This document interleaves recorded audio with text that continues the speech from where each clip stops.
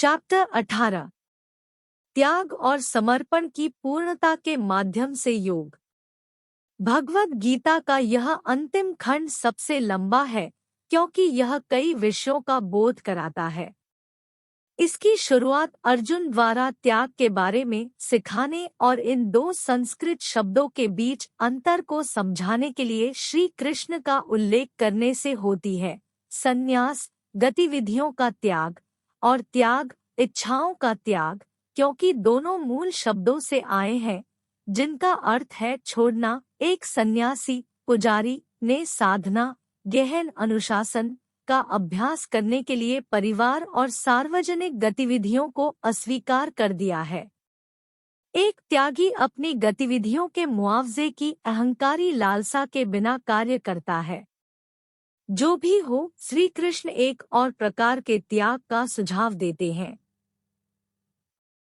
उन्होंने घोषणा की कि किसी को भी दायित्व, तपस्या, नेक कार्य, प्रायश्चित आदि के अनुशंसित प्रदर्शनों से कभी इनकार नहीं करना चाहिए, क्योंकि ये समझदार आत्माओं को भी शुद्ध करने में मार्गदर्शन करते हैं। किसी को अपने जैविक उत्पादों से कोई संबंध न रखते हुए गतिविधियों को केवल दायित्व के रूप में अपनाना चाहिए। श्री कृष्ण अर्जुन को गतिविधि बढ़ाने वाले 5 कारकों, गतिविधि के 3 घटकों और गतिविधि को प्रेरित करने वाले 3 कारकों की विस्तृत जांच प्रदान करते हैं। वह तीनों गुणों के बारे में इनमें से प्रत्येक चर का वर्णन करता है। उनका कहना है कि जो लोग स्वयं को अपने कार्यों के मुख्य स्रोत के रूप में देखते हैं, वे बेखबर हैं।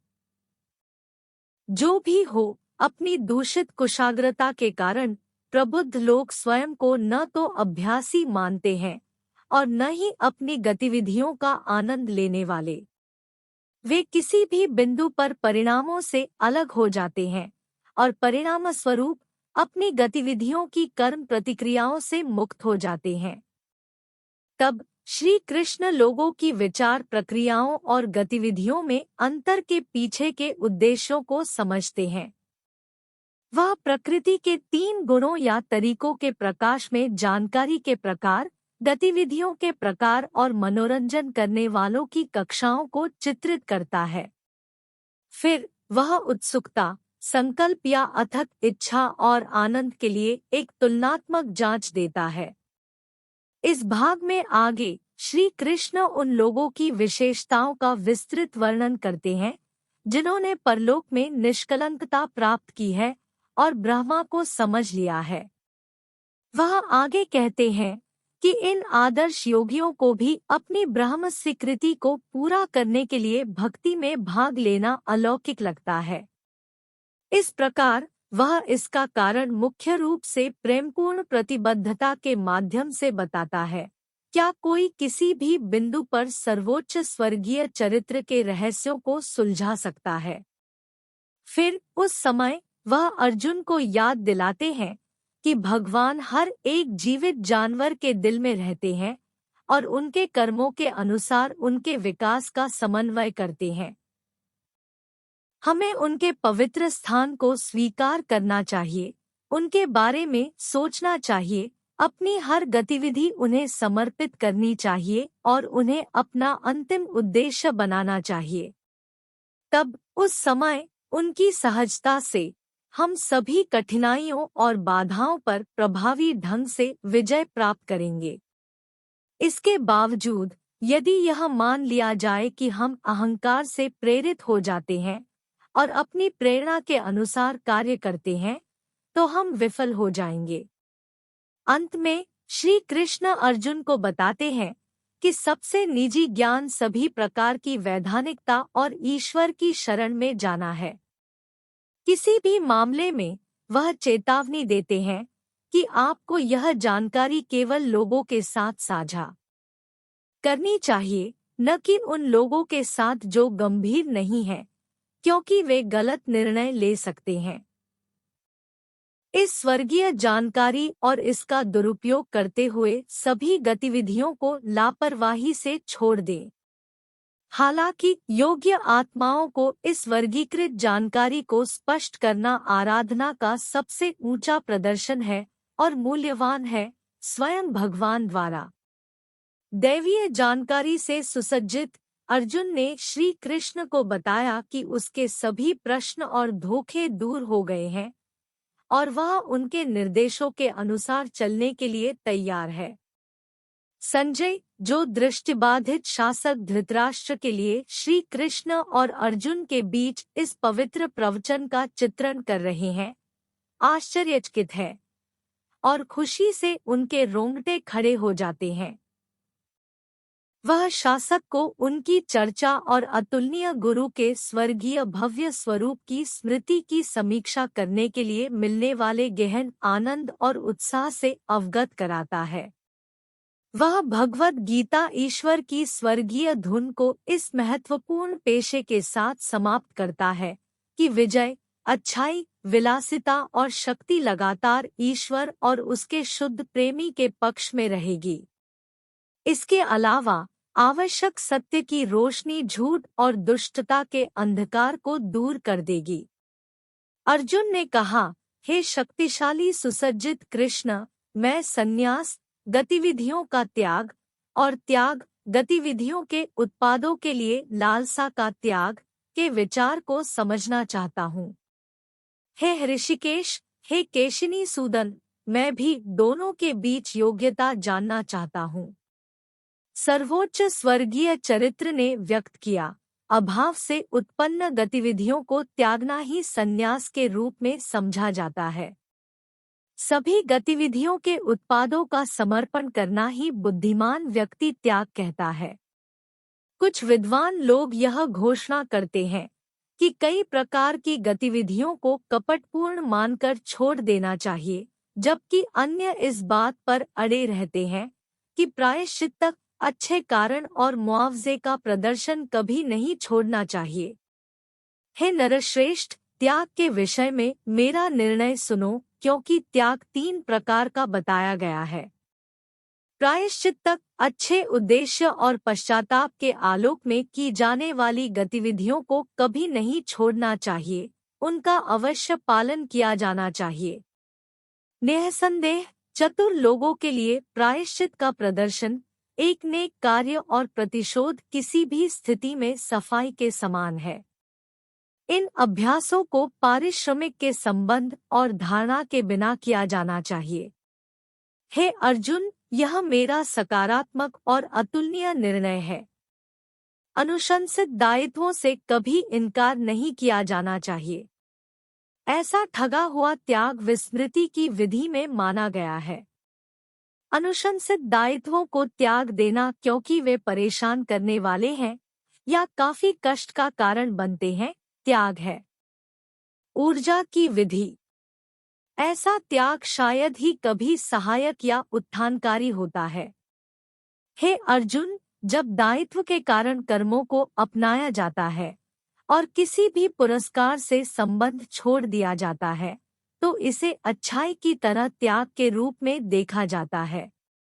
जो व्यक्ति न तो अप्रिय काम से दूर रहते हैं और न ही सुखद काम की तलाश करते हैं, वे सच्चे त्यागी होते हैं। वे अच्छाई की पद्धति की प्रकृति से समृद्ध हैं और कुछ हद तक संदेहपूर्ण कार्य के विचार के बारे में महसूस करते हैं। विशिष्ट प्राणी के लिए अभ्यासों को पूरी तरह से छोड़ देना कठिन है। फिर भी जो व्यक्ति अपनी गतिविधियों के उत्पादों को छोड़ देते हैं, उन्हें अस्वीकार कर दिया जाना चाहिए। गतिविधियों के 3 ओवरलैप उत्पाद आकर्षक, भयानक और मिश्रित मृत्यु के बाद भी उन लोगों के लिए जमा होते हैं जो व्यक्तिगत पुरस्कारों में शामिल होते हैं। किसी भी मामले में जो लोग अपनी गतिविधियों के उत्पादों को रद्द कर देते हैं, उनके लिए यहाँ या अब से ऐसे कोई परिणाम नहीं होंगे। हे अर्जुन, अब सांख्य के सिद्धांत में सभी गतिविधियों की उपलब्धि के लिए संदर्भित 5 कारकों के बारे में मुझसे प्राप्त किया गया है, जो कर्मों की प्रतिक्रियाओं को रोकने का अर्थ बताता है। शरीर, अभ्यासकर्ता, आत्मा, विभिन्न क्षमताएं, असंख्य प्रकार के प्रयास और स्वर्गीय प्रावधान ये गतिविधि के 5 तत्व हैं। ये 5 किसी भी गतिविधि के लिए सहायक तत्व है जो शरीर, प्रवचन या मस्तिष्क के साथ की जाती है, चाहे वह वैध हो या गलत। जो लोग इसका पता नहीं लगाते वे आत्मा को मुख्य अभ्यासकर्ता के रूप में देखते हैं। अपने गंदे दिमाग के कारण वे चीजों को वैसी नहीं देख पाते जैसी वे हैं। जो व्यक्ति अभ्यासकर्ता होने की आत्मछवि से मुक्त है और जिनकी उत्सुकता अनासक्त है, हालांकि वे जीवित प्राणियों को मार सकते हैं, वे न तो मारते हैं और न ही गतिविधियों तक सीमित होते हैं। सूचना, सूचना की वस्तु और ज्ञाता ये 3 कारक हैं जो गतिविधि शुरू करते हैं। गतिविधि का साधन, वास्तविक प्रदर्शन और अभ्यासकर्ताएं गतिविधि के 3 घटक हैं। सांख्य तर्क में सूचना, गतिविधि और अभ्यासकर्ता को 3 प्रकार का घोषित किया गया है, जिन्हें भौतिक प्रकृति के 3 तरीकों से पहचाना जाता है। ट्यून इन करें और मैं आपके लिए उनके अंतर स्पष्ट कर दूंगा। समझे कि जानकारी अच्छाई की पद्धति में है, जिसके द्वारा एक व्यक्ति सभी अलग-अलग जीवित प्राणियों के भीतर एक एकीकृत स्थायी वास्तविकता को देखता है। उस जानकारी को ऊर्जा की उस विधि के रूप में देखा जाना चाहिए जिसके द्वारा व्यक्ति विभिन्न शरीरों में जटिल जीवित पदार्थों को व्यक्तिगत और अलग के रूप में देखता है। उस जानकारी को विस्मृति की विधि में माना जाता है, जहां कोई एक खंडित विचार में लगा हुआ है, जैसे कि यह संपूर्ण को कवर करता है और जो न तो तर्क पर आधारित है और न ही वास्तविकता का प्रकाश है। वह गतिविधि जो पवित्र लेखों द्वारा की जाती है, संबंध और घृणा से मुक्त होती है और पारिश्रमिक की लालसा के बिना प्रबंधित की जाती है, अच्छाई की पद्धति में है। वह गतिविधि जो आत्मकेंद्रित चाहत से प्रेरित हो, गर्व से स्थापित की गई हो और दबाव से भरी हो, ऊर्जा की तरह है। उस गतिविधि को विस्मृति की विधि में घोषित किया जाता है, जो कि एक सपने की शुरुआत है, किसी की क्षमता के बारे में सोचे बिना और परिणाम, दुर्भाग्य और अन्य लोगों को चोट पहुंचाने को खारिज करना।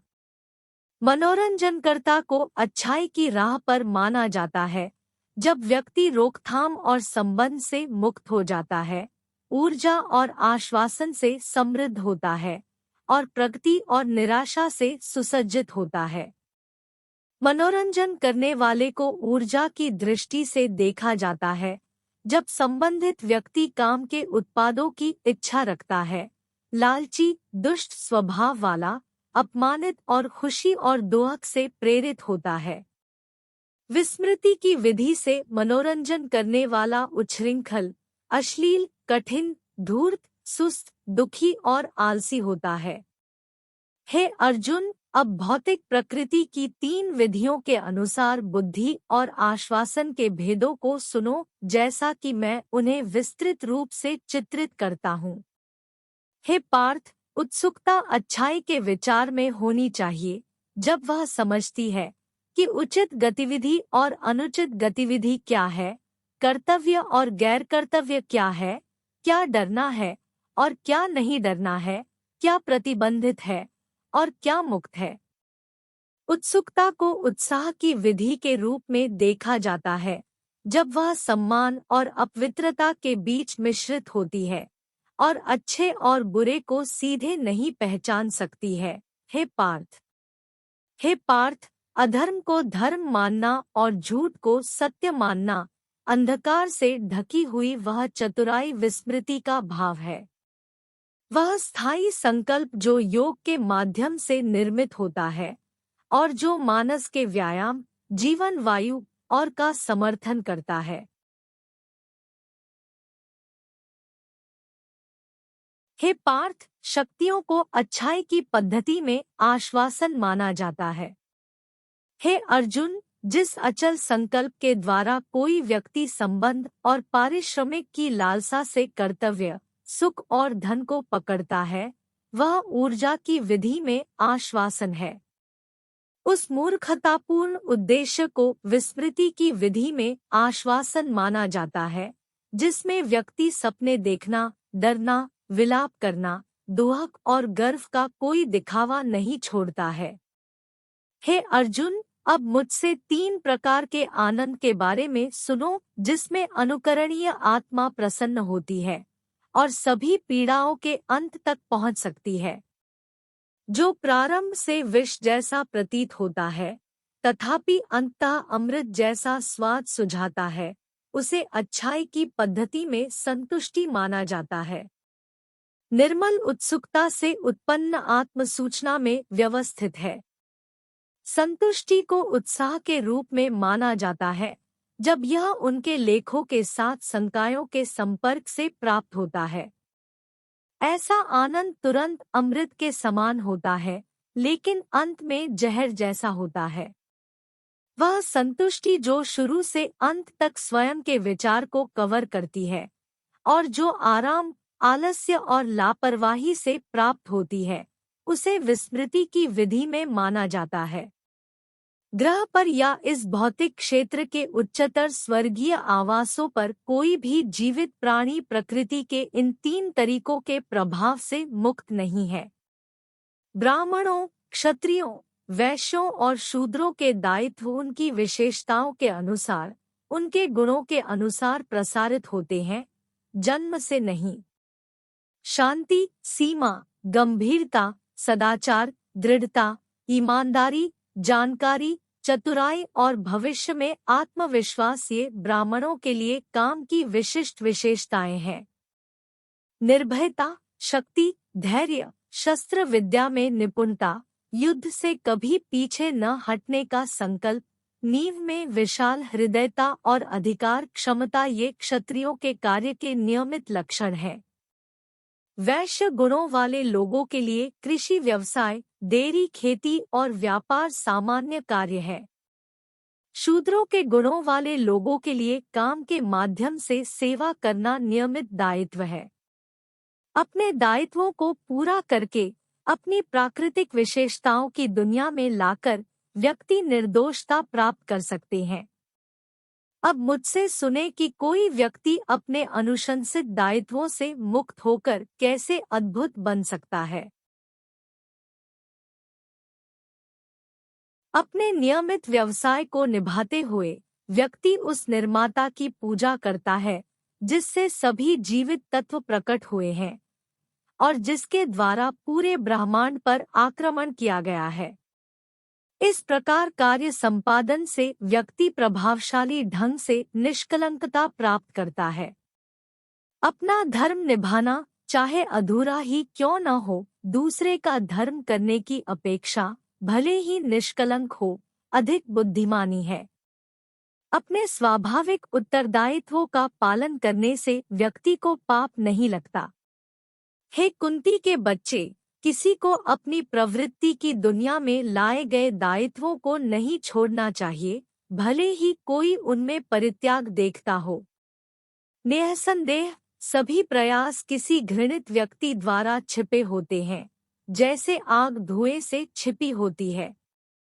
जिनकी चतुराई सर्वत्र अनासक्त है, जिन्होंने मन पर प्रभुत्व स्थापित कर लिया है और त्याग के माध्यम से इच्छाओं से मुक्त हो गए हैं, वे कर्म से स्वतंत्रता की सबसे बड़ी दोषहीनता प्राप्त करते हैं। हे अर्जुन, क्षण भर मेरी बात सुनो और मुझे समझ में आ जाएगा कि जिसने कार्यों के निलंबन की निष्कलंकता प्राप्त कर ली है, वह अलौकिक जानकारी में दृढ़ता से स्थिर होकर ब्रह्मा को कैसे प्राप्त कर सकता है। कोई व्यक्ति ब्रह्मा को प्राप्त करने के योग्य तब बनता है जब संबंधित व्यक्ति का मन साफ होता है और वह ध्वनि और संकायों की विभिन्न वस्तुओं को छोड़कर मोह और घृणा को त्याग कर भावनाओं को नियंत्रित करता है। ऐसा व्यक्ति अलगाव का आनंद लेता है, स्वादिष्ट भोजन करता है, शरीर, मस्तिष्क और वाणी पर नियंत्रण रखता है, हमेशा चिंतन में भाग लेता है और वैराग्य का अभ्यास करता है। रोकथाम, बर्बरता, अनुमान, चाहत, संपत्ति पर कब्जा और आत्मकेंद्रितता से मुक्त ऐसा व्यक्ति शांति में व्यवस्थित ब्राह्मण के साथ जुड़ाव के लिए अच्छा है, यानी ब्रह्मा के रूप में आवश्यक सत्य की स्वीकृति। अलौकिक ब्राह्मण स्वीकृति में व्यवस्थित व्यक्ति बौद्धिक रूप से शांत हो जाता है, न तो शोक करता है और न ही लालसा करता है। प्रत्येक जीवित प्राणी के प्रति निष्पक्ष भाव रखते हुए ऐसा योगी मेरे प्रति सर्वोच्च प्रतिबद्धता को पूरा करता है। केवल मेरे प्रति प्रतिबद्धता को संजोकर रखने से व्यक्ति को यह पता चल जाता है कि मैं सत्य में कौन हूँ। फिर मुझे जानने के बाद मेरा प्रेमी मेरे बारे में पूरी जागरूकता में आ जाता है। मेरे प्रेमी अनेक प्रकार के कार्य करते हुए भी मुझमें पूर्ण आश्रय लेते हैं। मेरी सुंदरता से वे कालातीत और स्थायी घर पूरा करते हैं। मुझे अपना अतुलनीय उद्देश्य बनाते हुए अपने सभी अभ्यास मुझे सौंप दो। मन के योग का आश्रय लेते हुए अपनी चेतना को सामान्यतः मुझमें ही बनाए रखो। यह मानते हुए कि आप आमतौर पर मुझे याद करते हैं, मेरी सुंदरता से आप सभी बाधाओं और परेशानियों को हरा देंगे। किसी भी स्थिति में यदि तुम अभिमान के कारण मेरी सिफारिश पर कायम नहीं रहे तो तुम मर जाओगे। यदि अहंकार से प्रेरित होकर आप सोचते हैं मैं युद्ध नहीं करूंगा, तो आपकी पसंद का कोई अंत नहीं होगा। आपकी प्रवृत्ति आपको युद्ध के लिए प्रेरित करेगी। हे अर्जुन, वह कार्य जो तुम दिवास्वप्न में नहीं करना चाहते हो, तुम अपनी भौतिक प्रकृति की दुनिया में लाकर अपनी प्रवृत्ति के कारण उसे करने के लिए प्रेरित हो जाओगे। हे अर्जुन, सर्वोच्च गुरु हर एक जीवित प्राणी के हृदय में निवास करते हैं।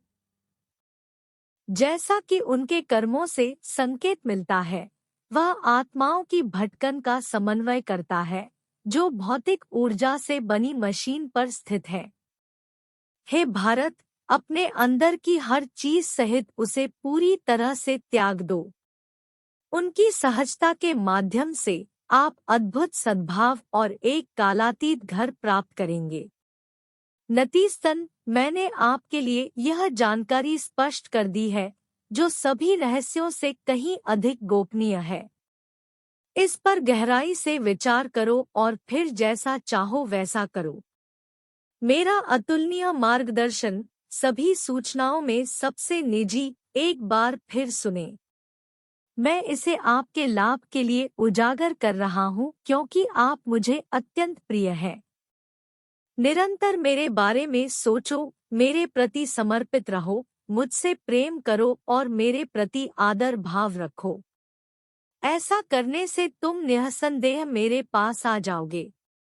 यह मेरा तुमसे वादा है क्योंकि तुम मुझे अत्यंत प्रिय हो। सभी प्रकार के धर्मों को और केवल मुझ पर ही छोड़ दो। मैं तुम्हें हर दुष्ट प्रतिक्रिया से मुक्त करूंगा, डरो मत। इस मार्गदर्शन को कभी भी उन व्यक्तियों के लिए स्पष्ट नहीं किया जाना चाहिए जो गंभीर नहीं है या जो प्रतिबद्ध नहीं है। वैसे ही इसे उन लोगों को संबोधित नहीं किया जाना चाहिए जो गहरे मुद्दों पर ध्यान देने का विरोध करते हैं, और विशेष रूप से उन लोगों को नहीं जो मुझसे ईर्ष्या करते हैं। मेरे प्रशंसकों के बीच जो लोग इस सबसे निजी जानकारी को प्रदर्शित करते हैं, वे भक्ति का सबसे अच्छा प्रदर्शन करते हैं। वे बिना किसी अनिश्चितता के मेरे पास आएंगे। उनसे बढ़कर कोई भी व्यक्ति मेरी सहायता करके अन्य कार्य नहीं कर पाता, न ही इस ग्रह पर कभी भी मुझसे अधिक प्रिय कोई होगा। इसके अलावा मैंने प्रसारित किया कि जो लोग हमारे स्वयं के इस पवित्र आदान प्रदान पर ध्यान केंद्रित करते हैं, वे सूचना की तपस्या के माध्यम से मुझसे अपनी उत्सुकता से प्रेम करेंगे। मेरा विचार ऐसा है। वास्तव में जो व्यक्ति केवल विश्वास के साथ और बिना ईर्ष्या के इस जानकारी पर ध्यान देते हैं, वे पापों से मुक्त हो जाएंगे और उन पवित्र घरों को प्राप्त करेंगे जहां भक्त रहते हैं। हे अर्जुन, क्या तुमने एकाग्र मस्तिष्क से मेरी बात सुनी है? क्या आपकी विस्मृति और मतिभ्रम मिट गया है? अर्जुन ने कहा, हे विश्वसनीय, आपके प्रयास से मेरा भ्रम दूर हो गया है और मैं जानकारी में व्यवस्थित हो गया हूँ। मैं अब प्रश्नों से मुक्त हो गया हूँ और आपके निर्देशों के अनुसार कार्य करूँगा। संजय ने कहा, इसके बाद मैंने वासुदेव के पुत्र श्री कृष्ण और पृथा के माननीय पुत्र अर्जुन के बीच इस अद्भुत चर्चा को सुना है। यह संदेश इतना रोमांचक है कि मेरे रोंगटे खड़े हो गए। वेदव्यास की कृपा से मैंने स्वयं योगशासक श्री कृष्ण से इस सर्वोत्कृष्ट एवं अत्यंत रहस्यमय योग को सुना है। जैसा कि मैं बार बार सर्वोच्च गुरु श्री कृष्ण और अर्जुन के बीच इस अद्भुत और शानदार आदान प्रदान की समीक्षा करता हूँ, हे भगवान, मैं बार बार जश्न मनाता हूँ। और तो और मास्टर कृष्ण के उस सबसे आश्चर्यजनक खगोलीय रूप को याद करते हुए असाधारण रूप से मेरा विस्मय होता है और मैं बार बार उत्साह से उत्साहित होता हूँ। जहाँ भी सभी योगों के शासक श्री कृष्ण हैं और जहाँ भी सर्वोच्च विश्वप्रेमी अर्जुन है, वहाँ भी निर्विवाद रूप से निरंतर अपव्यय, विजय, सफलता और सम्मान होगा। इस बारे में मुझे यकीन है।